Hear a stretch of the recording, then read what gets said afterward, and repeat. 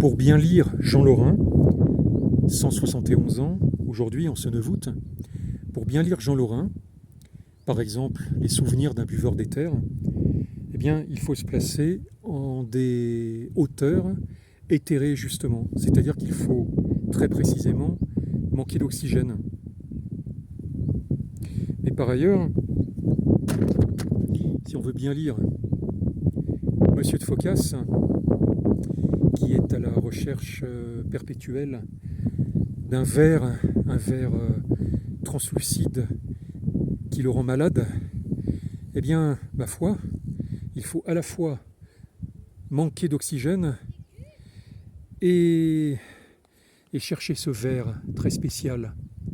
Et pourquoi pas, en ce jour, pourquoi pas chercher cette nuance de verre ici, très précisément, sur les rives de ce lac, qui s'appelle le lac d'Alos. Le lac d'Alos où est venu se ressourcer Alexandra David Néel pour ses 80 ans. Que dit Monsieur de Phocas au narrateur, au duc de Freineuse? Lueur de gemme ou regard, je suis amoureux, pie envoûté, possédé d'une certaine transparence glauque. C'est comme une faim en moi. Cette lueur, je la cherche en vain dans les prunelles et dans les pierres, mais aucun œil humain ne la possède. Parfois, je la trouve dans l'orbite vide d'un œil de statue ou sous les paupières peintes d'un portrait. Mais ce n'est qu'un leurre, la clarté s'éteint à peine apparue. Je suis surtout un amoureux du passé. Vous dire à quel point les vitrines de Barouchini ont exaspéré mon mal.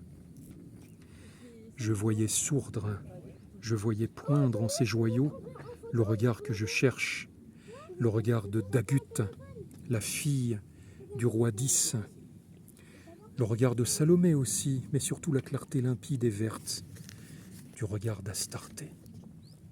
Astarté qui est le démon de la luxure et aussi le démon de la mer. Oui, il est entendu que je suis un visionnaire, et de quelle vision puisse ce supplice vous être épargné, car j'en souffre tellement que je m'en vais. Oui, c'est à cause de ces visions et de leurs horribles conseils, d'un tas de choses chuchotées par elles, dans l'horreur des nuits, que je quitte Paris, la France et la vieille Europe, qui ne peuvent plus les contenir. Leur échapperai-je en Asie? Ainsi, cette nuit encore, mais j'abuse. Voilà ce que je viens vous demander. Monsieur, je pars, peut-être ne me reverrou jamais.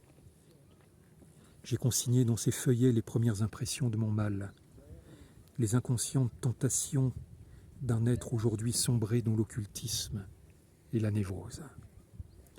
Voulez-vous me permettre de vous confier ces pages? Voulez-vous me promettre de les lire? De l'Asie pour laquelle je m'embarque et où je vais me fixer dans l'espoir d'y trouver un remède à mes obsessions. Je vous enverrai la suite de cette première confession, car j'ai besoin de crier à quelqu'un les affres de mon angoisse. Besoin de savoir, ici, en Europe, quelqu'un qui me plaigne et se réjouisse de ma guérison si jamais le ciel me l'envoie. Voulez-vous être ce quelqu'un? Je veux bien, Monsieur de Phocas. Je vous retrouverai très bientôt en Asie, je vous le promets.